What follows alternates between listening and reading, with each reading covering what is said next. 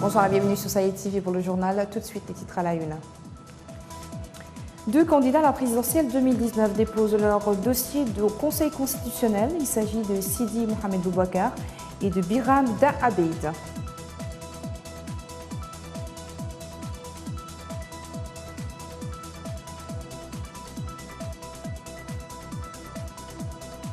Sixième édition de la marche célébrant la publication du manifeste pour les droits politiques, économiques et sociaux des Haratzina.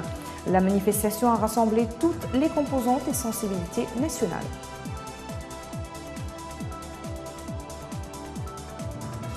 Notre compatriote Mohamed Ould Ammar, nouveau directeur général de l'ALESCO, il a été élu aujourd'hui lors du premier congrès de l'organisation à Nouakchott.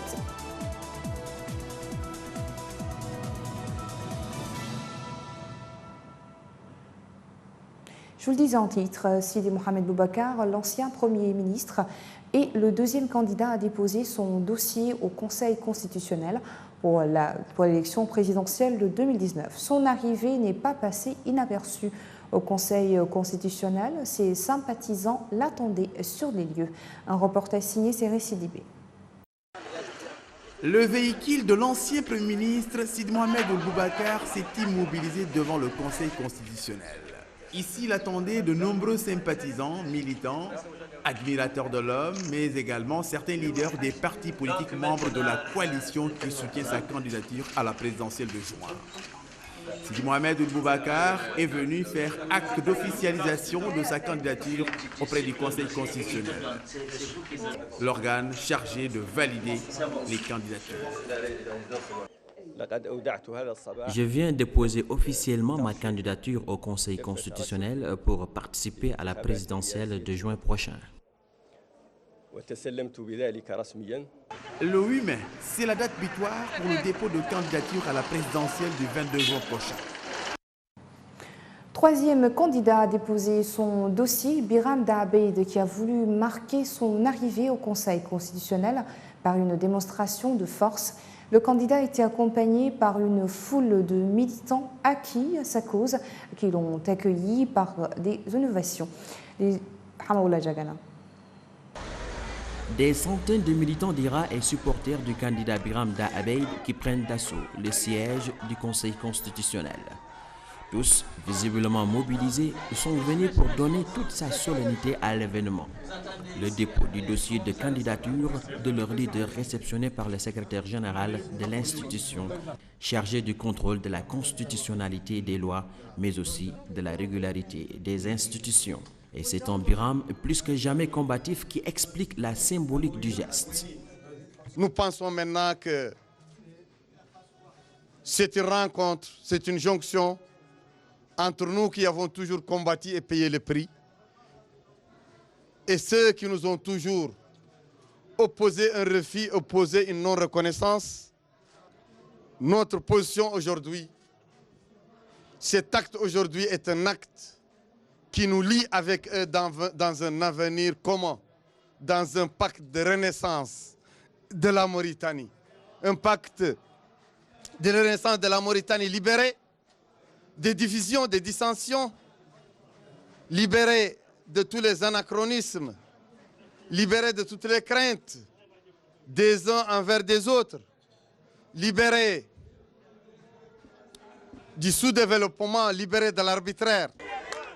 Comme il est entré, le candidat est sorti du Conseil constitutionnel au milieu d'une foule excitée qui l'acclamait en l'assurant d'un passage au premier tour de la présidentielle de juin prochain. La marche annuelle du manifeste des Haratzin pour des droits politiques, économiques et sociaux a eu lieu ce soir. Elle a rassemblé des milliers de personnes, les partis politiques, les associations de défense des droits de l'homme, les sympathisants de cette cause issus de toutes les composantes et sensibilités du pays. La manifestation vise à sensibiliser sur la cause des Haratzin, en particulier la question de l'esclavage et de ses séquelles, mais également la marginalisation et l'exclusion dont elle est victime. Nous y reviendrons dans notre édition de demain, mardi, avec de plus amples détails. Le candidat mauritanien au poste de secrétaire général de l'Organisation arabe pour l'éducation, la culture et les sciences, Dr Mohamed Ould-Amar, a été élu ce lundi à ce poste lors du premier congrès organisé en Mauritanie. Ould-Amar a été opposé à ceux de la Tunisie, du sultan d'Oman et de l'Arabie saoudite, ainsi que d'autres candidats qui se sont retirés. Ce congrès se tient après la réunion du conseil exécutif de l'organisation qui aura duré 2 jours à Nouakchott et qui a examiné les rapports financiers et administratifs pour les 2 derniers exercices 2017-2018 et mis en place le programme des prochaines années. Les travailleurs du secteur de la santé ont organisé un sit-in devant le ministère de la Santé pour demander l'application du protocole d'accord qu'ils ont signé avec le ministère le 13 mars dernier. Cet accord stipule une augmentation de leur salaire et l'octroi de terrain. Ils brandissent la menace d'une grève générale si ces doléances ne sont pas satisfaites. La société Tasiast Mauritanie SA est parvenue à un accord avec les délégués de son personnel en vertu duquel elle consent une prime pour le premier trimestre de 2019 malgré les pertes subies en 2018 qui ne seront officielles qu'une fois réalisés les comptes définitifs à la fin du 2e semestre. L'accord prévoit l'octroi d'une gratification exceptionnelle à l'occasion de la fête El-Vetr. La société s'est engagée à harmoniser à mesure stratégique avec celle de King Ross afin de garantir un climat stable et une concurrence à même de garantir l'avenir de Tasiast Mauritanie SA à long terme. Le communiqué précise que cet accord est la meilleure preuve de la volonté de la société de préserver la paix sociale et des résultats positifs dans la mine de Tasiast. Le Mauritanien Mohamed El Hassan Lebat a été nommé émissaire de l'Union africaine au Soudan. La tâche qui attend ce diplomate n'est pas facile. Il s'agit de trouver une solution à la crise qui prévaut dans le pays depuis la chute du président Omar El-Béchir. Le diplomate mauritanien Mohamed El Hassan Lebat a été choisi comme émissaire de l'Union africaine au Soudan. Notre compatriote ne doit ménager aucun effort afin de trouver une solution à la crise qui prévaut dans le pays depuis la chute du président Omar El-Béchir. Sa mission est d'apporter la contribution africaine aux efforts entrepris par les différentes parties de la crise soudanaise afin de poser rapidement les bases de la période de transition démocratique. L'organisation panafricaine affirme que cette étape transitoire doit être couronnée par le retour à un régime démocratique et un pouvoir civil au Soudan. Mohamed El Hassan Lebat avait déjà accompagné le commissaire de l'Union africaine, Moussa Faki Mohamed, au Soudan, une mission particulièrement appréciée par tous les acteurs de la crise à l'issue des entretiens qu'il avait eus avec le conseil militaire et les forces de l'opposition. Les membres du conseil militaire soudanais continuent d'affirmer que leur action n'est pas un coup d'État, mais une réponse au choix des Soudanais qui ont demandé à l'armée d'intervenir pour mettre fin au régime d'El-Béchir. Des responsables africains ont justifié le choix de Hassan El-Lebat pour cette mission au Soudan par la confiance que lui vaut le premier commissaire de l'Union africaine et son expérience née de différentes médiations lors des crises politiques dans le continent africain. L'Union africaine avait tenu mardi dernier un mini-sommet au Caire consacré à l'examen des développements de la situation au Soudan, à l'issue duquel il avait donné un délai de 6 mois au Conseil militaire pour remettre le pouvoir aux civils. Le président ivoirien Alassane Ouattara a annoncé l'envoi de nouveaux soldats de son pays au Mali dans le cadre de la force des Nations Unies pour le maintien de la paix, ce qui portera à 800 hommes le nouvel effectif des soldats maliens.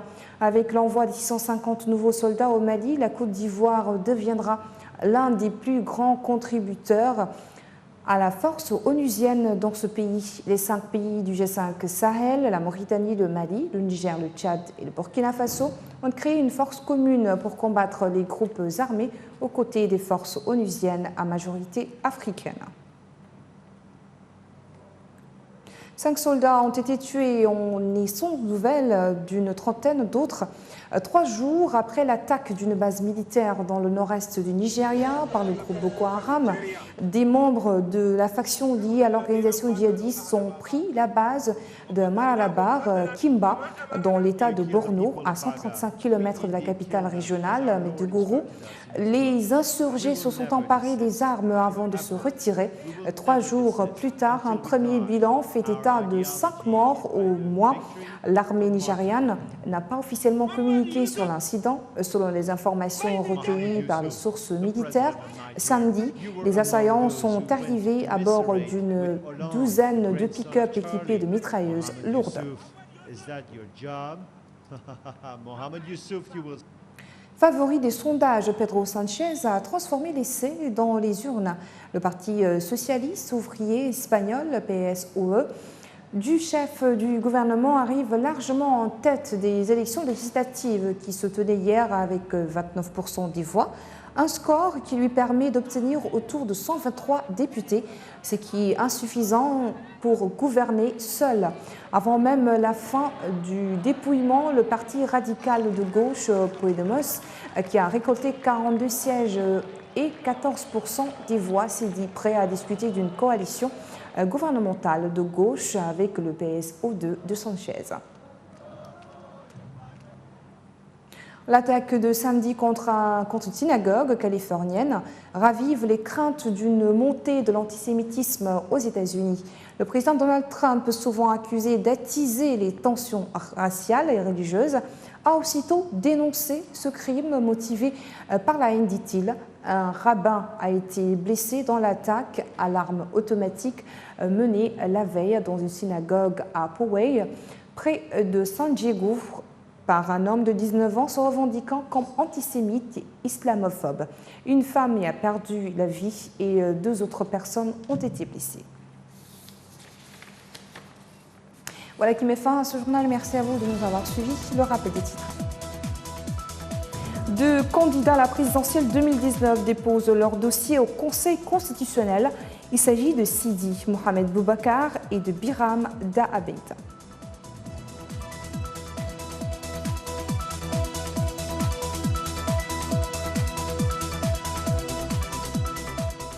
Notre compatriote Hassan Lebat a été nommé émissaire de l'Union africaine au Soudan.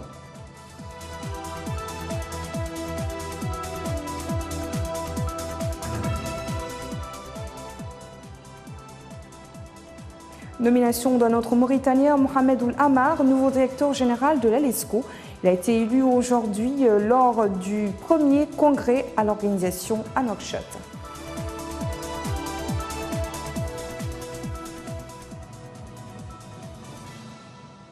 Merci de votre attention. Très bonne suite de programme sur Saïd TV et bonsoir.